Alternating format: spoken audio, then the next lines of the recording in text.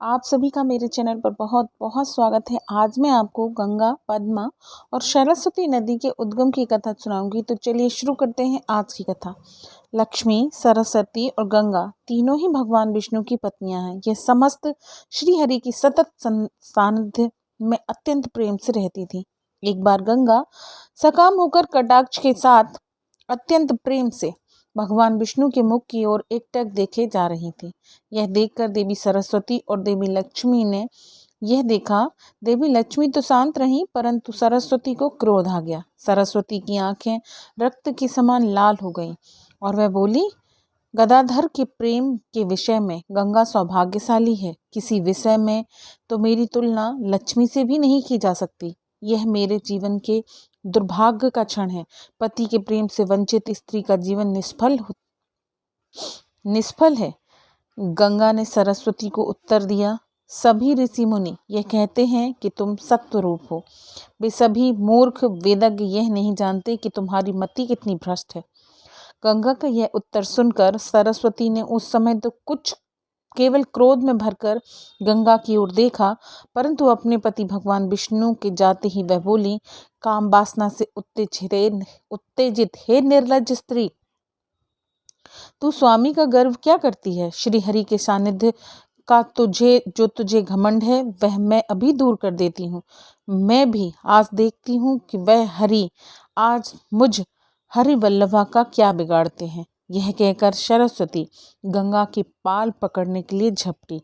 अभी देवी लक्ष्मी बीच में आ गईं और मध्यस्थता करने की कोशिश करने लगी। क्रोध में आकर सरस्वती ने गंगा और लक्ष्मी को श्राप दिया।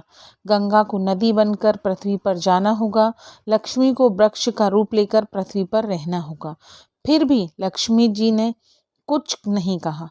तब गंगा जी लक्ष्मी जी से कहा, यह वाग्धात्री देवी सतत रूप से कलह प्रिया है।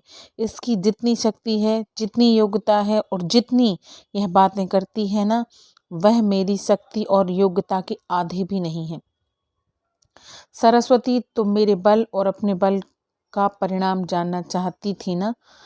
अब सभी लोग यह जानेंगे कि श्री हरि के ऊपर हम दोनों में से किसका प्रभाव अधिक है।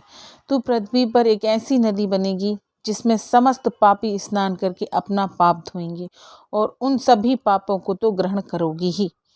तब भगवान विष्णु बैकुंठ लोक में आए। उन्होंने यह घटना सुनी तो वह कहने लगे, हे शुभे, हे लक्ष्मी, तुम राजा धर्मध्वज के घर में अयोनिजा पुत्री वृंदा के रूप में जन्म लो।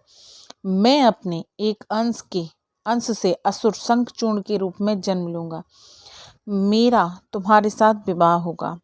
असुर की मृत्यु के उपरांत तुम भी अग्नि में जलकर भस्म हो जाओगी। उस भस्म से ही तुम्हारा जन्म तुलसी वृक्ष के रूप में होगा।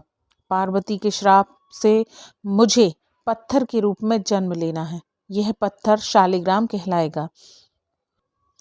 भारतवर्ष की गंडकी नदी में सदैव उत्पन्न होने वाले यह शालिग्राम पत्थर मेरे विविध चिन्हों से युक्त होगा और इसी शालिग्राम पत्थर के रूप में मेरा विवाह तुम्हारे तुलसी वृक्ष के रूप से हो जाएगा।